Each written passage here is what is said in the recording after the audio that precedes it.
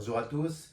Aujourd'hui, je vais vous parler de la respiration carrée. Vous savez qu'aujourd'hui, la respiration, on en parle de plus en plus, c'est très important parce que ça nous permet de travailler pas mal de choses.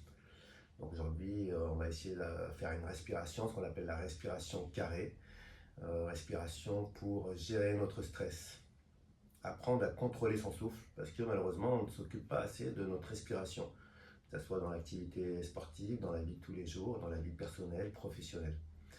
Donc c'est très important et ça fait vraiment du bien, c'est à portée de main. On a un outil qui est là, formidable, pour gérer nos émotions, pour améliorer nos capacités respiratoires, pour mieux dormir, etc. Donc respiration carrée, c'est une respiration sur 4 temps. Ça va nous permettre de travailler sur nos émotions. Alors, il y a différents types d'émotions, hein, mais là, c'est en l'occurrence les émotions qui vont être facteurs de stress. Donc voilà, je suis au travail, j'ai une émotion face à une quantité de travail, face à une responsabilité, face à une mission, face à un devoir à accomplir. Donc là, il va falloir que je puisse trouver une solution pour justement gérer mes émotions. Et la respiration, c'est très bien pour ça. Ça peut être aussi le soir avant de vous endormir, après une longue journée, vous êtes fatigué, vous êtes stressé, vous n'êtes pas bien.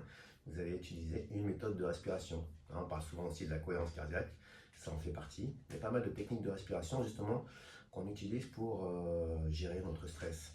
Et puis mieux dormir, être apaisé. On aura un impact physique, physiologique et émotionnel grâce à différents types de respiration. Donc la respiration carrée, ça permet un petit peu justement de trouver un état d'esprit assez calme. Ça va vous permettre de mieux dormir, de travailler sur le système nerveux autonome, donc travailler sur le système parasympathique, celui qui va vous apaiser, redescendre la fréquence cardiaque. On sait que la fréquence cardiaque va augmenter face à un stress. On n'est pas bien, il y a tout un processus physiologique, émotionnel qui se met en place et qui du coup nous amène à un mal-être. Donc voilà, ça sera une respiration ventrale, hein, parce qu'on s'aperçoit quand on est stressé, le ventre est un petit peu bloqué. Donc on va se concentrer justement sur notre ventre pendant cette respiration. Essayer de bien gonfler le ventre, d'avoir les épaules relâchées, un dos droit et posé. De préférence dans un endroit calme. Sachant que cette respiration, vous pouvez la faire de partout. Mais il va falloir favoriser un endroit assez calme. Alors au travail, si c'est calme, pourquoi pas vous isoler. Il y a des endroits aussi où on peut s'isoler pour respirer calmement et reprendre le travail. Alors, moi je vais vous dire de le faire à peu près 5 minutes. Il y en a qui conseillent 10 minutes. L'idée, c'est pas forcément la quantité, comme d'habitude, c'est aussi être régulier, comme la cohérence cardiaque. On conseille de le faire 3 fois par jour, matin, midi et soir. Après, vous pouvez le faire vraiment quand vous sentez le besoin, mais si vous êtes régulier, vous allez vraiment, toujours pareil, trouver le bénéfice. Donc il faut avoir un dos droit, les épaules relâchées, puis se concentrer sur notre ventre. On peut fermer les yeux, de préférence assis, c'est mieux. Et puis vous allez inspirer par le nez sur 4 temps.